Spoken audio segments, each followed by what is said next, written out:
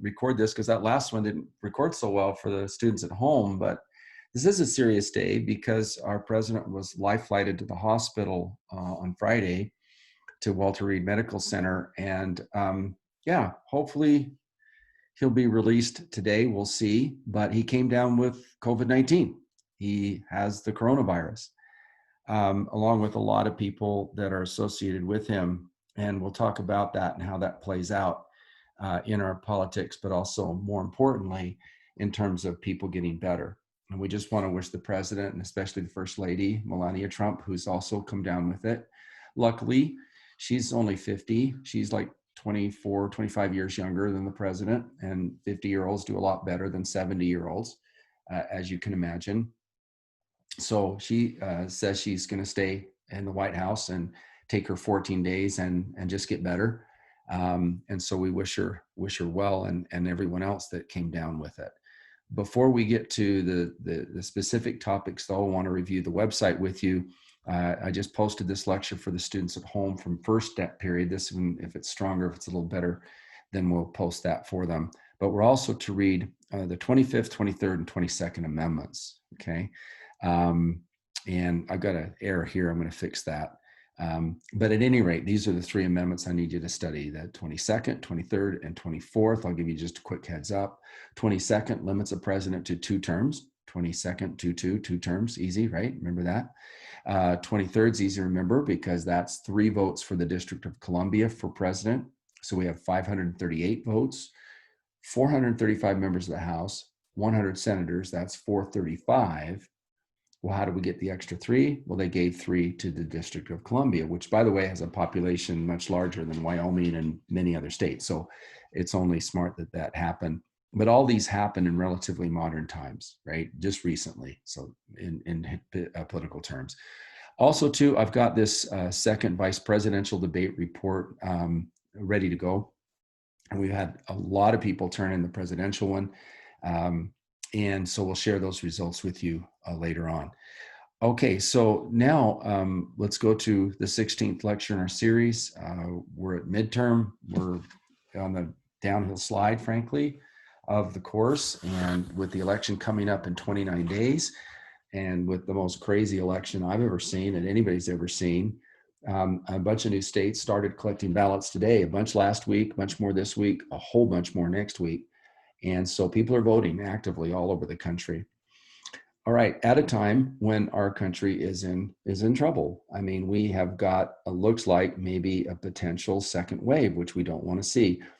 With a less than 2% infection rate in New York City, they're talking about closing schools down again there.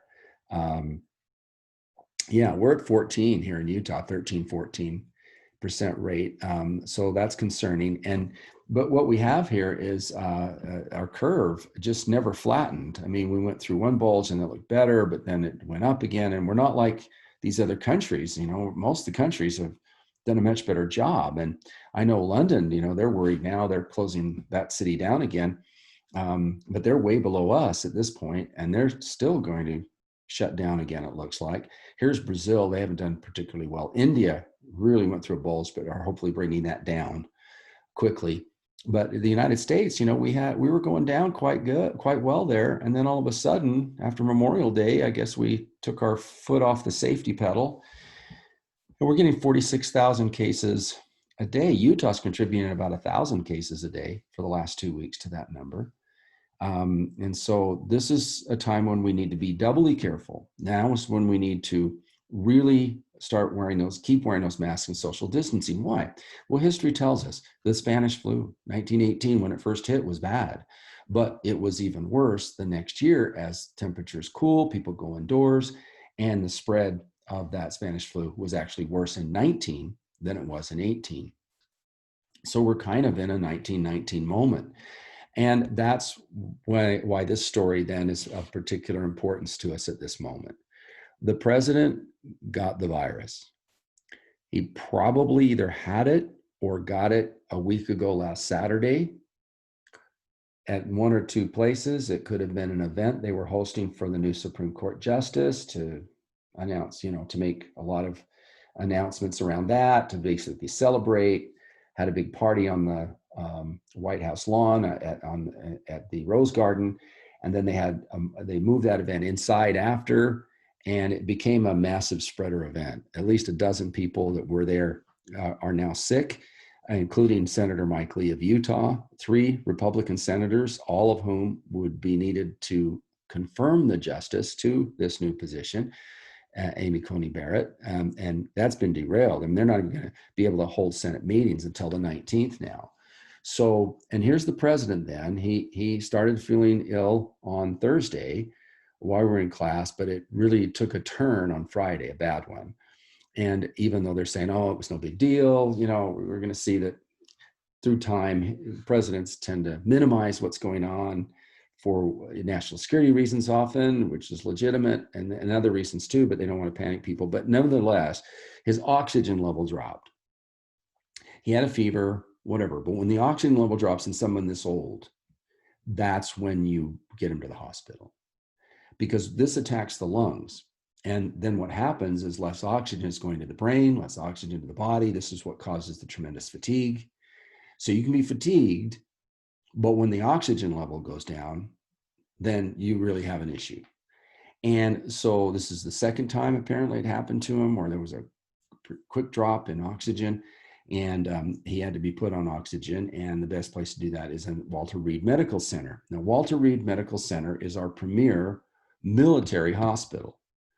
We pay for it. The United States taxpayer pays every penny, every dime, and it's the best care we can give our veterans that's imaginable. But it also has a whole suite of rooms just for the president, so he can be there, conduct business as a president if he wants, but he can be isolated and be under observation with the best medical team that the United States can provide. And so this event is unnerving at best. And what we need to do now is I'm going to go to a program that can explain all of this a little bit more cleanly than I can, and show you all the details in just 8 minutes. And it's a program called Meet the Press. Now, the reason Meet the Press is so important is because it's the longest running television show in history. I remember it as a kid in black and white TV, 1950s. My grandpa watched it, you know, every single Sunday it's been on. And so the thing is this is like a time capsule of all these leaders in history, presidents, senators, governors, whoever, running candidates, and they have their interviews. And these then, you know, 20 years from now, you go back and you'll mine that for history. You'll show clips and this kind of thing. This program's tremendously consequential. It's kind of like the New York Times, you know, the greatest newspaper in American history, the Washington Post. I mean, this is a tradition. And so they took 8 minutes and explained the situation, both with everything that happened last week. It's a summary of the week. So here we go. This Sunday, the president's health. The White House calls the president's condition very concerning, contradicting his doctor's upbeat public assessment. This morning, the president is doing very well. The White House scrambling last night to get on the same page. He's made unbelievable improvements from yesterday morning, when I know a number of us, the doctor and I, were very concerned. Mr. Trump releasing a video from Walter Reed Hospital last night. I came here, wasn't feeling so well. I feel much better now. We're working hard to get me all the way back. I have to be back. The virus now spreading among those who attended White House events. How serious is the president's condition? Can we trust anything from the White House? My guest this morning, senior advisor to the Trump campaign, Jason Miller, and Dr. Naheed Bedalia of Boston University. Plus, debate fallout. Vote now. Make sure you, in fact, let people know you're senators. I'm not going to answer the question because the question is radical left. Will you shut up, man? President Trump's relentless hectoring of Joe Biden. He graduated either the lowest or almost the lowest in your class. Don't ever use the word smart with me. Results in a lost opportunity to make up ground. Self-centered, imbalanced, corrupt. And a big shift towards Biden in our new NBC News Wall Street Journal poll. Joining me for insight and analysis are former Homeland Security Secretary Jay Johnson, Wall Street Journal columnist Peggy Noonan, Rich Lowry, editor of National Review, and former Obama White House Communications Director Jennifer Palmieri. Welcome to Sunday. It's Meet the Press. From NBC News in Washington, the longest running show in television history. This is Meet the Press with Chuck Todd. Good Sunday morning. If there's any good to come from the terribly unsettling news that the President of the United States has been infected and hospitalized with the coronavirus, it is this. Perhaps Americans who have flouted medical advice to social distance and wear masks will now take this disease a lot more seriously. This is all happening just as the country is experiencing a rise in cases amid fears that colder weather will lead to yet another deadly wave of the pandemic. Yesterday, the White House initially offered a far less upbeat report on Mr. Trump's condition than his doctors did, creating public confusion and further doubts about whether we can trust what this administration ever tells us. There are many questions still to be answered. Can and should Vice President Pence campaign while Mr. Trump is hospitalized? Will there be more presidential debates, and if so, will they be in person? And could Senate Republican plans for Amy Coney Barrett's fast-track confirmation get derailed?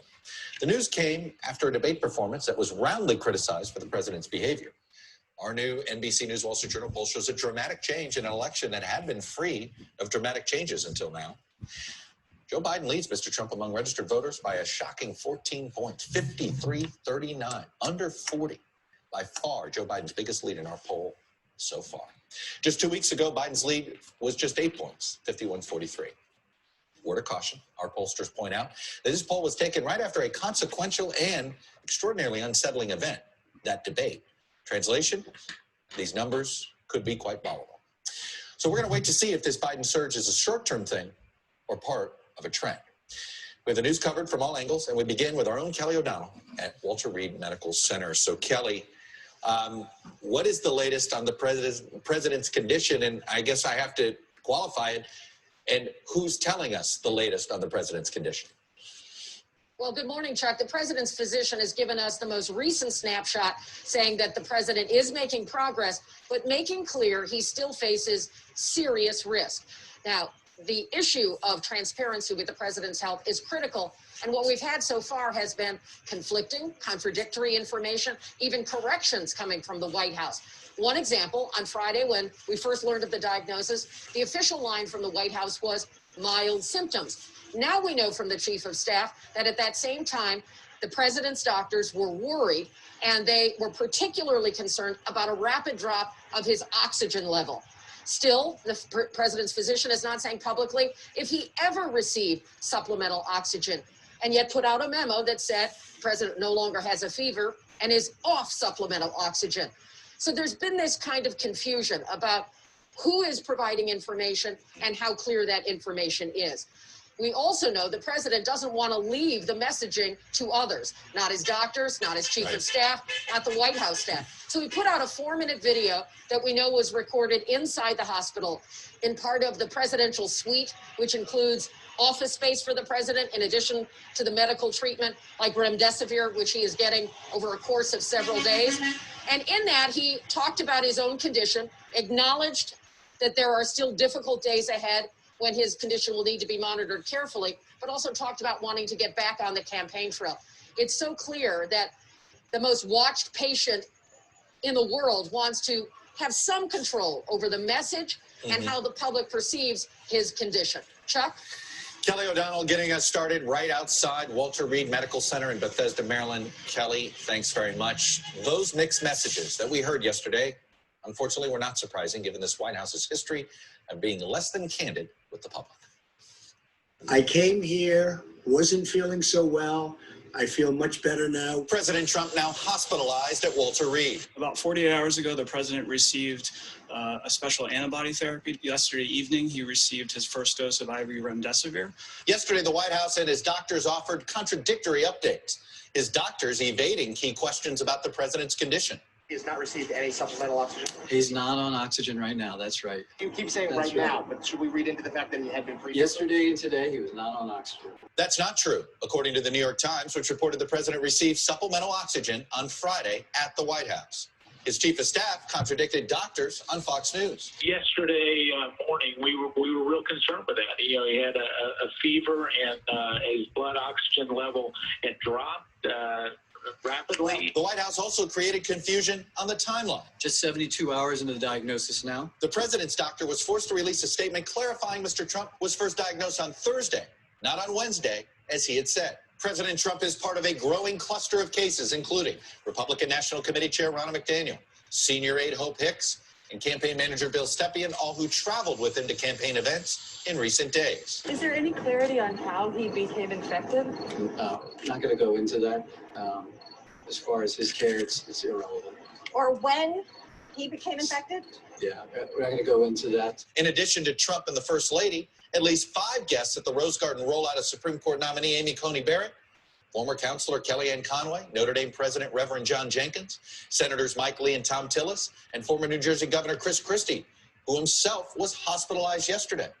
On Tuesday, the president flew to the Cleveland debate with an entourage. His family entered the hall wearing masks, but quickly took them off as the president himself minimized mask wearing. When needed, I wear masks. Okay, let me ask. I don't wear masks like him. Every time you see him, he's got a mask. He could be speaking 200 feet away from it. He shows up with the biggest mask I've ever seen. On Thursday, the president attended a multi-million-dollar fundraiser at his New Jersey golf club, even after the White House had learned of Hicks's positive diagnosis before he took off. It was deemed safe for the president to go. He socially distanced. It was an outdoor event, and it was deemed safe. Already on the campaign trail, Biden, who says he had 2 negative tests on Friday, is suspending negative TV advertising for now, but sending a pointed message. It's not going away automatically. We have to do our part to be responsible. It means following the science. It means having masking mandates nationwide. And joining me now is Trump campaign senior advisor Jason. Okay, so that's our 8-minute report, which kind of summarizes everything that happened during the week. And yeah, this is, like I said, a very important program that is every week, and it's a summary, but it's the time capsule. It's got that much prestige in our history. You have Eisenhower and Nixon in the 1950s on this program, and it's pretty important to keep track of history this way. Okay, so that we know that the president had a very serious episode for a few days at least, and we hope he's over that. He certainly had the best treatment that the American taxpayer can buy. Let's go through some of that. One of the things that's concerning was the obfuscation by the doctors and by the White House itself for much of this. Now, this is a key word, new word for many of you. It's the act of making something obscure, unclear, or unintelligible. Basically, it's misdirection. The best example of that, if you heard the doctor, they asked him point blank, was the president ever on oxygen? Did he need oxygen? That's a very important thing that we should know. And he said, well, he's not on oxygen now. He's not on oxygen yesterday, but was he ever on oxygen? It appears now that he was twice needed oxygen for a drop in his oxygen levels in his body. Now, also too, they obfuscated on the chest x-ray. This is to spot pneumonia. This virus attacks the lungs, and you've got to watch for pneumonia because pneumonia can then set in, and the two together just are terrible. And you know that there's something going on because they gave him a very high dose of this steroid that's only used as kind of a last resort. They don't normally give that just randomly to people. But maybe they were trying to be preventative. This remdesivir is very helpful, they say, to reduce the duration of it. And if he's had at least 1, maybe 2 doses of remdesivir, which is important. And then he got something special that nobody else has had. There's only 300 people on the planet that have had this special antibody mix that this company's put together. It's very early science. They're not even in phase 1 trial. They're doing phase 1 trials now, not phase 2, not phase 3, but he got it anyway. It's a cocktail of antibodies that hopefully help. So he's kind of a guinea pig now for this particular remedy. Let's see if it helps. Let's hope it works, but it needs much more testing. Now understand, the president, even at his advanced age, and he is very old, and he's obese, right? He's also has high blood pressure, so he's got lots of conditions, but even at that, 80% are going to recover. At your age, it's 99.99% recover, right? You guys recover quickly. And here, though, at my age group and up, it's 15 to then gradually gets to 20% and 30% that end up passing away. So many that we've now had 210,000 Americans pass, most of those in that older age group. Then this behavior was shocking. It's a very Cavalier thing. And before I jump to this, I want to jump to what the word Cavalier means. Cavalier is a term That means showing a lack of proper concern or indifference towards something, or just being dismissive of something. Like when the president dismissed Mr. Biden's wearing of a mask, right? Being dismissive, like, I don't need to do that. I'm above that. I don't really care. Where does this term come from? Well, it comes from the English Civil War in the 1600s, 17th century. And basically we had a king, here he is, Charles I, who was totally all about divine right of kings, that whatever he said went, and it didn't matter what Parliament decided, it didn't matter what anybody else did. And the people he surrounded himself were called the Cavaliers, and they were rich noblemen. They had these hats with these plumes, quite famous for that. And they were just wondering, we run the country, the rest of you, your opinion doesn't matter. Well, they got into a huge civil war with the parliamentarians. And of course, King Charles basically was caught and had his head chopped off. He was so cavalier, I am in control, dismissive of everybody else, nobody else gets a say, that it led to a change in, of course, the English Constitution, which really impacted, of course, American history shortly thereafter. So let's talk about this cavalier attitude. The president yesterday kind of did this thing. He wants to be out of the hospital. He's asked to be out today. Hopefully he's well enough to go. But he has a bunch of fans out there in front of the hospital. And so he wanted to do a shout out to them. So he jumps in the Secret Service van here, highly protected vehicle with Secret Service men in there, in a closed environment with somebody known to have the virus. None of us could do this. I have a neighbor right now, her daughter is in her basement for 14 days, staying away from everybody, as she is now under quarantine. He's under quarantine. He shouldn't be out near anybody for 14 days. He has a wonderful suite at Walter Reed, nicest accommodations you can imagine, and yet he decides to jump in. And these Secret Service agents have spoken out. Some of them are livid. First of all, it's an added security risk, but then everybody in this vehicle's special. It has protection against a chemical attack. Say somebody hits it with some toxic chemicals. Well, it has its own system, so it's closed, which means the spread could even be more in there. Confined spaces, longer period of time. This is not what you do. And yet he did it anyway. It's very cavalier, just to wave at a few supporters. These are the people that tested positive since the president's tested positive. Actually, Hope Hicks tested first, then the president, and then the first lady.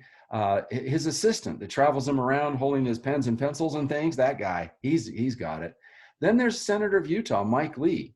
Another senator, Ron Johnson. Another senator, Tom Tillis. All three of these are Republicans who will vote on the nominee for the Supreme Court, Amy Coney Barrett. And it was at an event, not this Saturday, but the week before, in the Rose Garden with a lot of people present, where most of these people got sick, including the campaign manager for President Trump and the head of the Republican National Committee. The one I'm most concerned about is Chris Christie. He's an older guy, not as old as the president. Melania Trump, let's back up on her a little bit. She's 50. She's like 23, 24 years younger than the president. So she's going to do better just by virtue of her age. And I'm sure keeps fit and all that stuff. So it's, fingers crossed, we pray for them all. But this guy, Chris Christie, was in this group. And by the way, I've seen a list as of this morning. It's pretty much everybody on this side is now tested positive. So this is an old photograph, but as of this morning, all these people who were sitting up front, somebody was a super spreader there. Not only that, all these people went inside after and were even in closer contact, as you're going to see. So the super spreader events, people not wearing masks, people not 6 feet apart, it's very cavalier. And our Senator Mike Lee was there from Utah, and he owes us all an apology.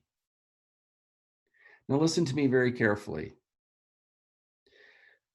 Your principal, your teachers, they're asking you to wear masks. And how would you think if they say you got to wear a mask, but the principal and the teachers walked around without masks on, being cavalier about it?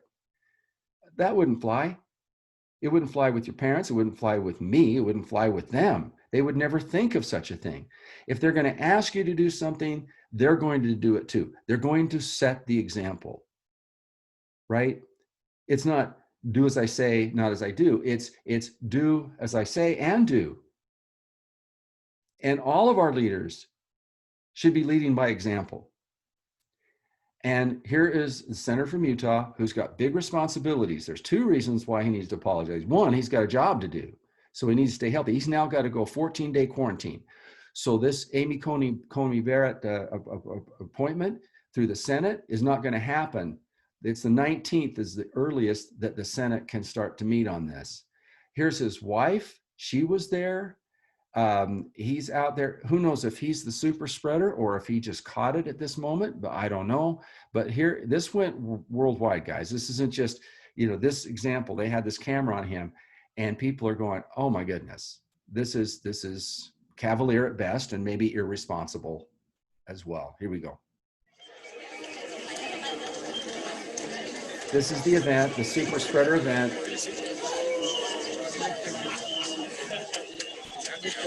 Yes, I'm sorry, I didn't recognize you. It's good to see you, Mike. This is my wife, Sharon. This is my garage.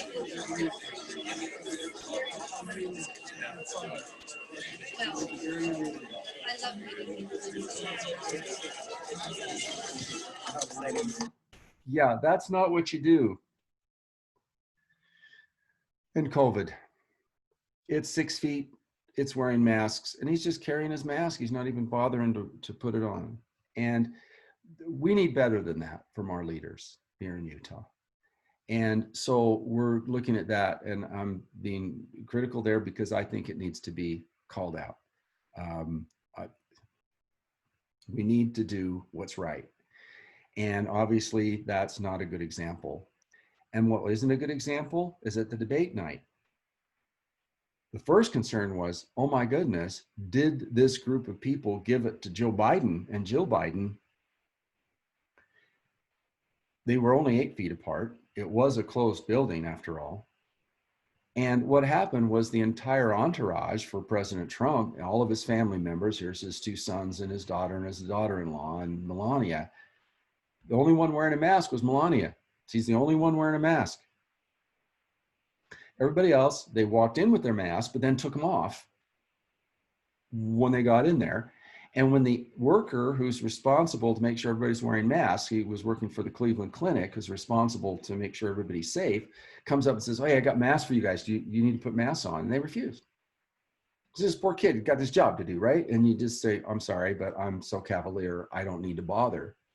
And then the president actually in the debate criticized Joe Biden for his mask wearing and for setting an example. So it's one of those that's amazing. Now, Hope Hicks, of course, is one of his aides, closest aides, worked with him and Chris Christie and others on his debate prep. And they were in this closed room, 6 of them, right? And guess what? This also was a super spready event.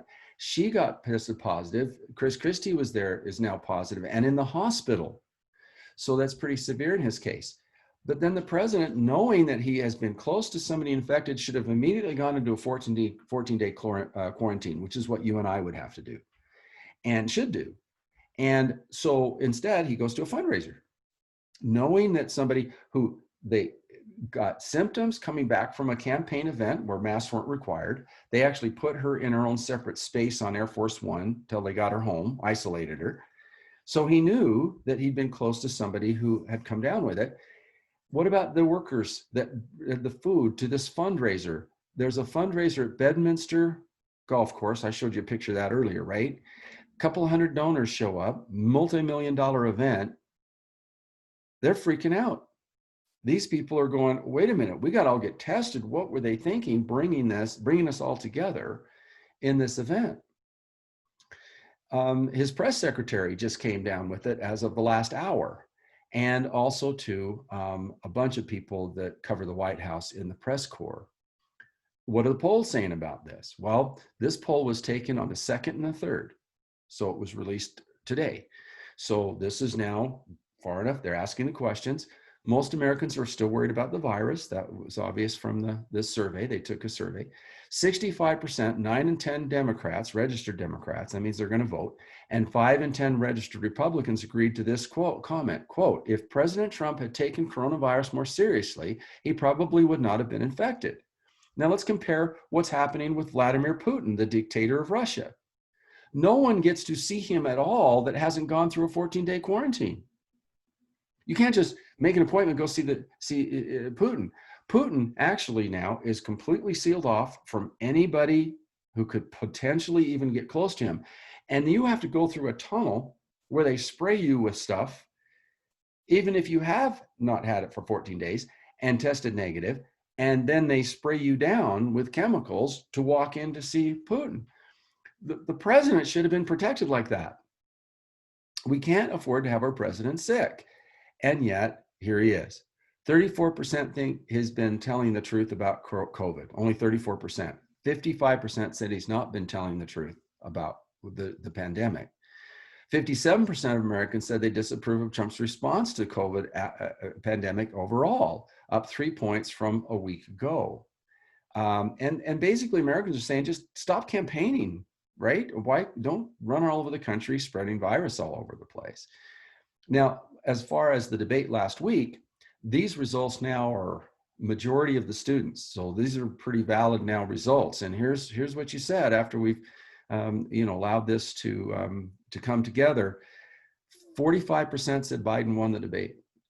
53% said it was a tie. Only 3% said Mr. Trump won the debate. Was that a game changer, or was it the COVID a game changer? I don't know, but I was stunned this morning when I checked the gambling site, the one 538 where they do statistics like they would for a casino, and they have Biden winning 81-19 now, which is by far the biggest spread. We'll follow that very closely as we go along. Now, the reason we're talking about this is we hope and pray our presidents are okay, because every time they're not, it's scary. Well, President Trump is no longer considered the leader of the free world. That falls to Germany's Angela Merkel. He is the leader of the largest nuclear arsenal and the most amazing military on the planet. And we worry that countries might take advantage of us while the president's unable to pay attention to things. So 8 presidents have died in office. That's a surprisingly high number when you consider it's only 44 men that have been president. 8 out of 44, that's a lot. 4 were killed by gun violence, shot by gun violence. Lincoln, Garfield, McKinley, and Kennedy. It's by far, number 1. Natural causes, different causes. It took 4 others. Harrison died of pneumonia, which is what you worry about with COVID-19. Zachary Taylor ate some bad cherries in milk, and they didn't pasteurize in those days, so it could have been like cholera maybe. Harding died of natural causes too, and FDR died of a cerebral brain hemorrhage, but he was struggling for a year or so before he passed away. So these are the 8 presidents that have passed away. All of them sad. None of their deaths did not help anybody. This was the one I remember, and I was about 10 at the time. I remember it literally as if it were yesterday. I remember it in detail. I remember the second I heard about it, walking by, there was a couple of kids sitting on a little fence on our way to school. We had a little farm area. And did you hear about the president? And we're going, no. And so we rushed to class, and our teachers had these old black and white TVs going, and we watched the coverage and what happened. And he was, of course, shot while he was in a campaign event in Texas, in Dallas. If you're ever in Texas, go to the site and visit it. But here's the first lady. It looks like she's panicking, going to crawl out of this limo, and it's Cadillac. And one of the Secret Service agents, it's dramatic footage, is like a car way behind, and he has to jump out of that car, race to her aid to pull her back in case another bullet flies. The governor of the state was also hit. But what she was really doing was grabbing parts of the president's, gruesome as that sounds, because she didn't want the people to see this, and basically covered his head because it was such a gruesome sight. And she didn't want him to be remembered that way. But it was a dramatic moment. It was very sad, and it always will be. And we don't want our presidents to die. That's why we have Walter Reed. That's why we pay for the best medical attention as taxpayers. But it almost did happen. It happened to Ronald Reagan, first year of his presidency. There was a deranged kid named Hinckley. Literally, he had major psychological issues. And he'd been trying to stalk President Carter to shoot him. He was trying to show off for some actress that didn't even know he was alive. But nevertheless, Jodie Foster, he was trying to impress her. His mind was just completely schizophrenic. But anyway, the point is Ronald Reagan, after he was elected, he's doing an event in a hotel, speaking to a group of people. And he comes out, and Hinckley walks up with a pistol and shoots him. And he also shot another person, his press secretary, and that man was paralyzed from that point on. And they push the president into the car. They get him to the hospital as quickly as possible. And good thing they did, because he almost bled out. He was a lot worse off than anybody had any idea. We didn't learn for a long time after how truly bad he was. So when the president's downplaying his illness, this is typical of what presidents tend to do. Ronald Reagan, though, made everybody feel better when he came to the window and waved at everybody with his wife, Nancy. And then the joke was spread that when he was going under, before he went under for surgery, life and death surgery, he looked up at his doctors and jokingly said, "I hope you're all Republicans." And they all had a good laugh about that and helped the mood and everything else. And that's the kind of guy that Reagan was. He was just this positive person. Anyway, there's been other presidents too that have gotten ill, and it jeopardized our country. And probably the most important was Woodrow Wilson. Now, we didn't learn the total facts about Woodrow Wilson's serious disability here until almost 90 years later. What happened was this: World War I had come to a close. Wilson traveled to Europe to meet with the great leaders of Europe to come up with a treaty called the Treaty of Versailles to end the war. And that part of that was a thing called the League of Nations, where all the nations would come together, like the United Nations today, to try to prevent a future war from happening. But the president got the Spanish flu. Now they're saying. At the time, he said, "Oh, it's just a cold. He's fine. He'll be back up and negotiating in no time." Well, no, he was totally out of it and delusional. He thought there were spies all around him. He was acting erratically and so on. He does eventually come out, but he's not the same. And then he gets these blood clots, and he has these strokes, a series of strokes. One finally put him out later, a few months later, and he was in the White House, totally incapacitated, but nobody knew it. They tried to keep it a secret. His wife would run to and from government officials and back to his room and back and forth. And she may have been actually running the country at the time for who knows how long. So at a critical moment in history, here's what happened. This is from the Smithsonian. It's just a great clip. Let's go ahead and play it. I think I've got another one here that's all ready to go. Let's see. Yeah, here it is. Okay, so here's Woodrow Wilson from the Smithsonian Archives. Here we go.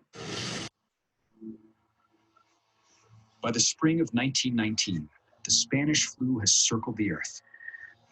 An incredible 500 million people, 1/3 of the world's population, have been infected. But on April 3rd, the American president falls sick. There has long been speculation that President Wilson may have caught the disease. He had 103-degree temperature. He was vomiting, had diarrhea. These are not necessarily typical of seasonal influenza today, but they were extremely typical of influenza in 1918. At the Wilson Presidential Library in Stanton, Virginia, Nancy Bristow and archivist Mark Peterson are digging through the records of Wilson's doctor, Cary Grayson. He was with the president in Paris. His papers were donated in 2008.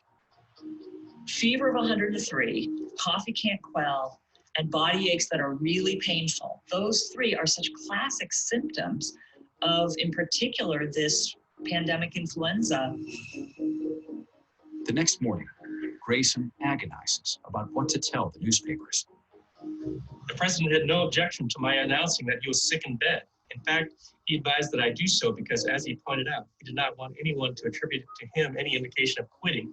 And he's worrying about how it appears in terms of this international crisis of trying to figure out what a peaceful world would look like. The public is told Wilson has a bad cold. Privately, Dr. Grayson tells a friend what had really happened. The president was suddenly taken violently sick with the influenza at a time when the whole of civilization seemed to be in the balance.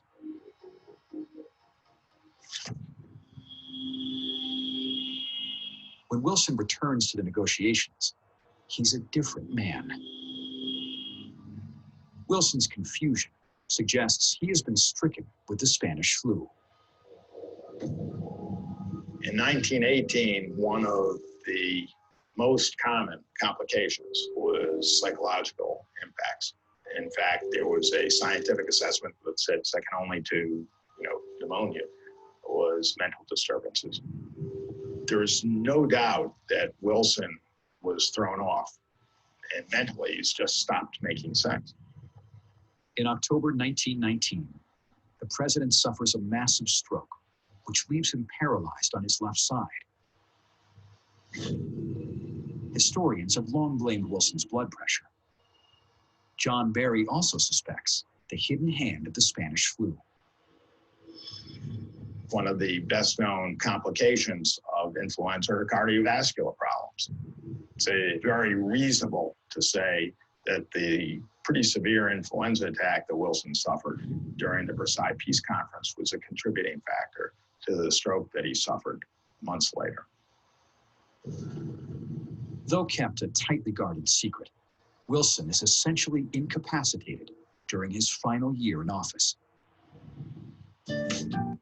Well, that's why we needed a 25th Amendment, but we weren't going to get one. 25th Amendment's a relatively new amendment and relatively recent in our history, but this was a critical moment, and he was campaigning for the Treaty of Versailles and a thing called the League of Nations in order to prevent war in the future, right? I mean, that was kind of the point of the League of Nations, like the UN's supposed to try to do today. He went around campaigning because he had senators opposing it, including Senator in Idaho named Bora and others. And while he's campaigning in Colorado, he has this final stroke, and he's unable to get the Treaty of Versailles passed through the Senate. And because of that, it's listed as one of the causes of the next big war. One of the causes of this war was America's inability to join the very League of Nations that it had proposed, and it was weakened by that. And as a result, Hitler took advantage and conquered all of Europe by 1941. As you know, America wasn't in the war until quite late, in December 7th, when the Japanese bombed us. But when we finally did, in 1941, join the war with Hitler in complete control of Europe by this time, we got to help. Now, Americans didn't want to help. We were isolationists. We had a philosophy, America first, let's worry about our own problems, no more worrying about Europe's problems. World War I was bad enough, fix it yourself kind of an attitude, but this wasn't going to fix itself. This was bigger than that. And this is an existential threat to us. And Roosevelt knew that. And so he tried to help England as much as possible. And one of the things he did was he basically gave them over 100 destroyers to patrol the Atlantic so that food and supplies could get to England and keep that island alive until America got into the war, which eventually we would after the bombing of Pearl Harbor. When Pearl Harbor was bombed, we were really mad at the Japanese who did it. But 90% of our effort went toward defeating Hitler first because he was considered the biggest threat. And so that meant working very closely with Winston Churchill of England. And so these two great leaders prosecuted this great war. And who did they pick to be their supreme Allied commander over all the forces in Europe? Well, it was this guy right here, Dwight D. Eisenhower. Dwight Eisenhower became our lead general. In fact, he was over all forces, British, French, Canadian, American, all the forces, right? Not the Russian, they were a different theater of operation, but all of the Allied forces that would land on D-Day, and he was the mastermind of all of that. This is at a time, of course, when a president is getting sicker and sicker by the day. He is paralyzed, of course, already, but he starts to have, he's not getting enough oxygen. His lungs and his heart are not pumping properly. And when he meets with the three great leaders toward the end, near the end of the war, Stalin from the Soviet Union, Russia, and Churchill, he's an ailing man. And so maybe in those negotiations, things didn't go like they normally would have, but that's just 2 world wars in back to back where we've had sick and ailing presidents at the end of it. But nevertheless, Dwight D. Eisenhower launches D-Day. We're able to push the Nazis back and get rid of them, hopefully for all time, including neo-Nazis and white supremacist groups of all types. But nevertheless, here's Utah Beach with soldiers landing on the beachhead, and we win that. Now, Eisenhower, of course, after Truman's president at the end of the war, he decides to run for president. And there was nobody more qualified, to be quite honest. My dad served directly under Eisenhower in the war, in the First Army. The thing was, he was asked by the Democrats, "Do you want to run as a Democrat?" And he said, "No, I'll run as a Republican." So he ran as a Republican. I mean, he could have run as an independent, really one of the few people that could have done that. And his qualifications were immense. This is also the beginning of the TV era, where campaign commercials, as we know them today, like you'll see on YouTube, whatever, first started to be made. And here's one of the very first touting his credentials from being this great leader in war, knowing all the world's leaders. This is a great site called the Living Room Candidate. The man from Abilene, out of the heartland of America, out of this small frame house in Abilene, Kansas, came a man, Dwight D. Eisenhower. Through the crucial hour of historic D-Day, he brought us to the triumphant peace of VE Day. Now another crucial hour in our history. The big question. General, if war comes, is this country really ready? It is not. The administration has spent many billions of dollars for national defense. Yet today, we haven't enough tanks for the fighting in Korea. It is time for a change. The nation, haunted by the stalemate in Korea, looks to Eisenhower. Eisenhower knows how to deal with the Russians. He has met Europe's leaders, has got them working with us. Elect the #1 man for the #1 job of our time. November 4th, vote for peace. Vote for Eisenhower. Now notice his hands are in the air like this, and that was his kind of wave to the crowd. Nixon would pick up on that, and you see him doing that too. And then Nixon would add the 2 victory signs at the time, just with the 2 fingers on each hand. But that's kind of where that come from. So if you wonder why Nixon was doing that, it's because Eisenhower did it. But you'll see that during that time period. Now, he was an overwhelming victory. I mean, it was not even close, right? I mean, look at the Electoral College vote, 442 to 89, right? So at any rate, but the reason we're talking about Eisenhower today is because this is when the 22nd Amendment goes into play. He's the first president limited to just 2 terms. My guess is, had they not passed the 22nd Amendment, he would have run for a 3rd term, and Kennedy never would have been president, and maybe a 4th. I mean, he was in, well, not great health, because here's the thing. He had a heart attack just prior to his reelection, about 6 months before. People were very concerned. This is the nuclear age, right? We had the Cold War going on and so on.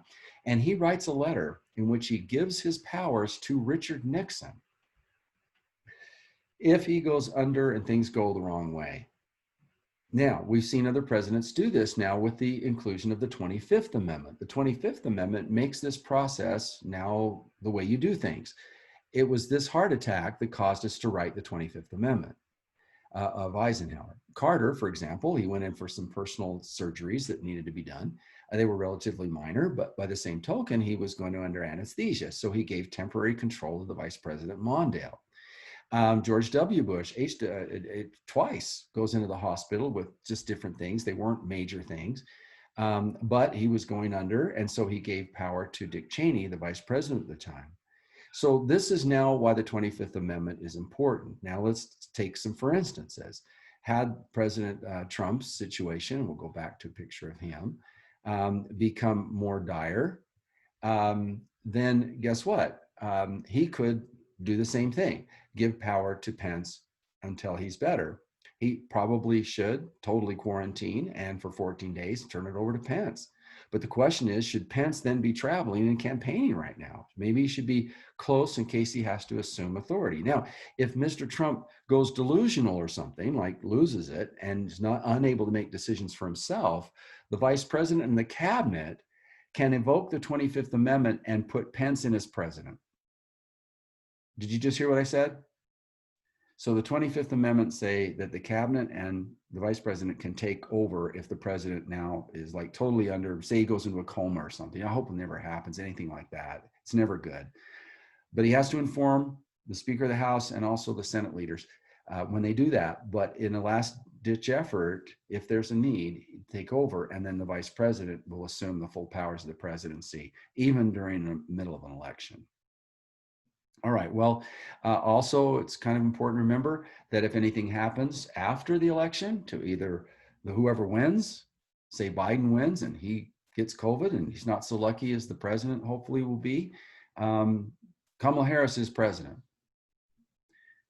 Even if it's like November, the 5 days after the election. Whoever wins that election, their vice president becomes. And they should never be in the same place together, by the way, from here on in. They should be isolated from each other so that they, you know, with COVID, they can't spread it. So we're at an interesting time in our history. Hopefully you guys have learned something today, but I need you to read, oh, and the other amendment's the 23rd, and that's simple. That just means Washington, D.C. gets those 3 extra electoral votes because they're not a state. So they get the same number of electoral votes as Wyoming, the smallest state, even though DC is much bigger population, they still only limited to 3. So you have 435 from the House, 100 from the Senate, and then these extra 3. That's how we get to 538 in terms of the electoral votes. All right, you guys have a great day. Let's all hope our president's out of the hospital today and goes on just fine from here. All right, later.